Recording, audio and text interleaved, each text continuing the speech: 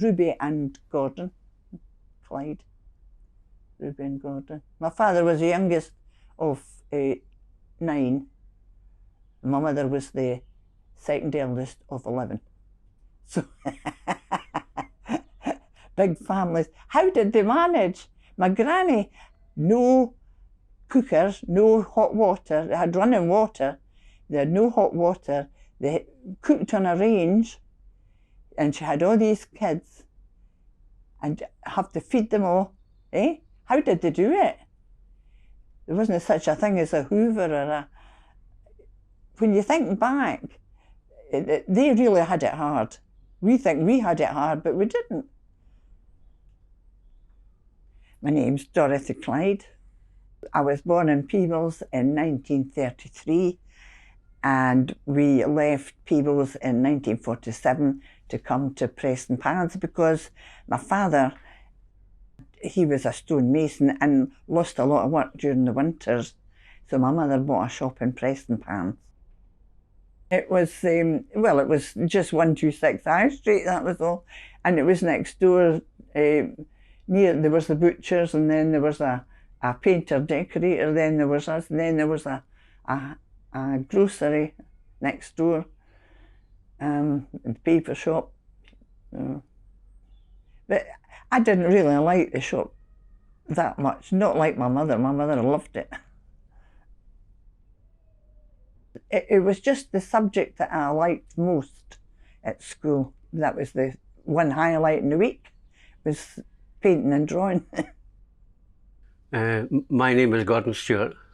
I'm originally from Edinburgh and moved to Moniaive 10 years ago with the intentions that I was going to open up a museum for a collection of jam pots that I have. I have roughly about 3,000. Most of my collection comes from the Stoke-on-Trent potteries. Just about every pottery you can name, I've got a jam pot from that pottery. But I do have a Scottish selection. I do have one from Prestonpans. It's Piper's Wine pottery, and it's Dorothy Clyde, who at one time used to work for Portobello Pottery. Apart from being an art teacher, there was nothing that you could go into that involved art. And I left, of course, because my mother expected me to work in the shop. So it was only a matter of, well, I was 13 when I came. I left when I was either 15. I think at that time you were allowed to leave at 15. Pottery decorator, that was what it was. It was in the evening news, and I just thought, oh, I'll apply for that. And I did, and went for an interview and had a trial and was accepted. So that's how I started at Buckins. Oh, I thought the place was wonderful. It was so old and quaint, it was lovely. And then we had a room that was specially for the decorators. I made a lot of friends there. And sometimes even the other workers would ask us to paint something for them, and the kiln man would put it in the kiln. You know, we weren't supposed to do that, but I think they turned a blind eye to that. It wasn't a lot. We didn't do it a lot. It was the one place where I couldn't wait till Monday morning to go to work. So that says a lot. When I first started, there was the bottle kilns. There's still one standing, and it was. I didn't see actually a firing. It had just stopped before I went to work there. But the men used to have what they called saggers, which were big, almost big pots themselves, in which they put the glazed pots into, and they had to carry them, and they used to put them on their shoulder and climb up a ladder, one on top of the other. It was amazing, really. And I don't know how long that firing took, but when I went, it was all electric firing. I was sorry I had missed that. Well, when I was at Buckens, I used my time there. We used to use, I used to go around all the different departments. I would have a go at the wheel when the men were on their lunch, and then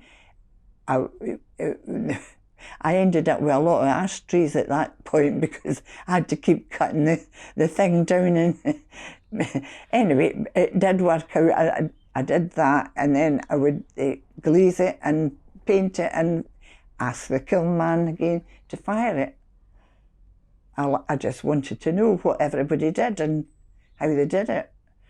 And it was a place where you could go and, as I said, they each had their own department. You could go and watch and see how they did what they did.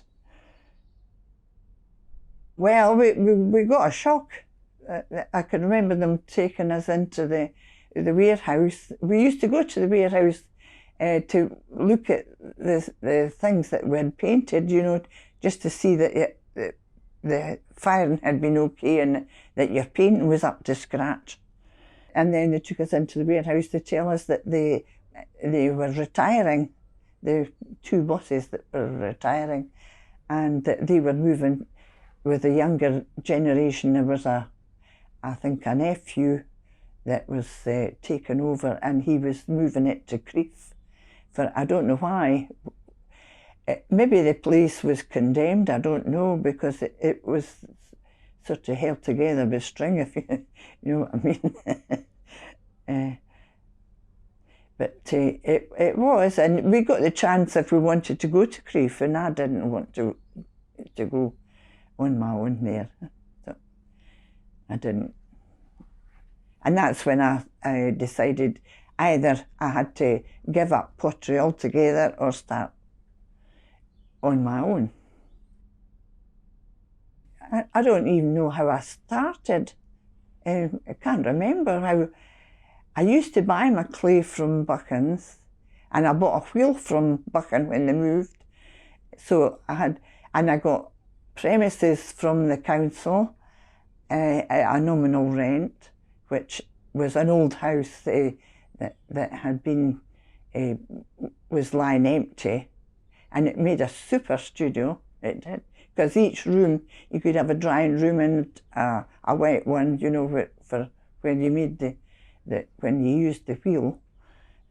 And the kilns were in another room so that you could get the heat from the kilns to dry your pots.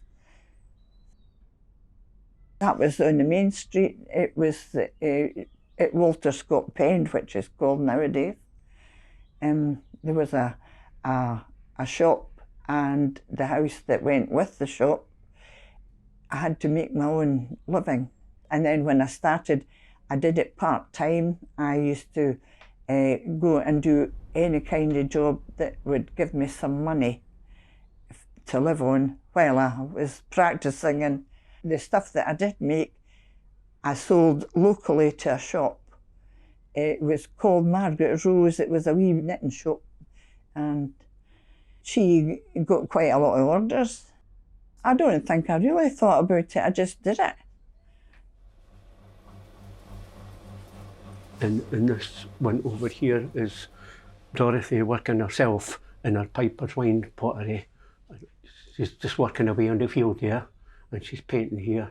And I think this is slip work she's doing here. It's a glazing. She's dipping them into the glaze and letting it pour back out again. Yeah.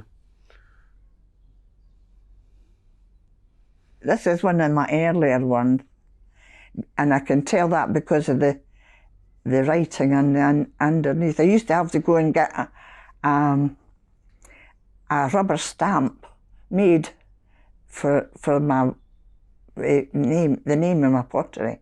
And because this is a small one, I know that this was made in the early years. So the next stamp, when that stamp wore out, I had to go and buy another one, and the lettering was bigger. We used to have to dip the inside of this, and I would pour the glaze inside, and I would use the thing to turn so that it covered the whole of the inside. And then the next step was to dip it into the glaze so that it came up to here. It's just a stylised version of Buchan's thistle, that's all. So, and the inside I put onto the wheel, and we used to turn the wheel and your paintbrush went. You hold the paintbrush steady and the pot goes round. When the council, they gave me notice to get out. There's a big house at the bottom of East Lawn, which was the manse at one point, and the stables went with the manse. And by this time I had accrued enough money to buy it, so it was ideal but when we went in, the stalls and everything were still there for the horses. And then eventually I used a wee part of the workshop for selling, so that people could come in. Oh, the horseshoe, the horseshoe was inside, and I thought, I'll put it above the door and that'll be lucky. And lo and behold, I think it must have been some teenagers or something, got into the yard and used the horseshoe to break in. So it wasn't so lucky. I didn't put it back up, let's put it that way. Just the fact that it had Prestonpans in its name on the bottom of the pot, I think that as I said, that all these different groups that could come to me and get personalised things. Yeah. In fact, I did one for Ormiston School. I think I did about 400 mugs for their centenary. So that was a big job, and I had to paint the school on the outside. And another one was the council had. Now, what would that be? It was a centenary as well for salt, and I made tiny wee replica salt buckets, I think. Salt buckets. I made tiny wee ones, and I did some wee sort of things, like I did wee hedgehogs and wee owls, and I think at one point maybe say the brownies would buy owls for, that was a wee prize, you know, it was that type of thing, but mostly it was just domestic. Bowls and mugs and milk jugs, sugar basin, plates. That's about the biggest pot I ever made, and it was that thing. What was it called? Is it Selkirk Grace? Some hae meat and canna eat, and some hae meat that want it. We hae meat and we can eat, so let the Lord be thanked. Well, that's what's in that pot there. I don't know who I did that for, I can't remember. But this man who lived in Portobello started collecting my pots. You can see how many he's collected. He's collected all these different things. Mainly, I think Sam Burns was his a place where he used to go, and he started collecting all these different things. And as you can see here, I don't know how I come to do one with a magician's hat and a rabbit on it. I don't remember what, that must have been for a magician's circle or something. I really like her work, and so I've started collecting it, and I do have about 150 pieces. She was so easy to speak to, and just when she came here and saw this, she was kind of overwhelmed because somebody had collected so much of her work, and she deserved it, you know, because just looking at it, yeah, it's for a woman to be out there on her own and learn to pot and then produce this kind of work. It's and probably all the patterns were from just her own ideas.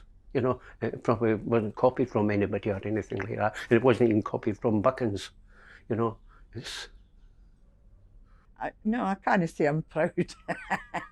I can't. I think it's very nice how he's done it. I think he hasn't. Uh, I mean, I think even because he built all these things himself. He built all these cabinets himself, and into this, he's made this into a wee museum. It was a job, and it was a job I liked. That was it. I just felt lucky that I would got something like that. So I think, in some ways, I wonder if it's all preordained. You know, that was there at the time when I wanted. Well, yeah, I had nothing to lose.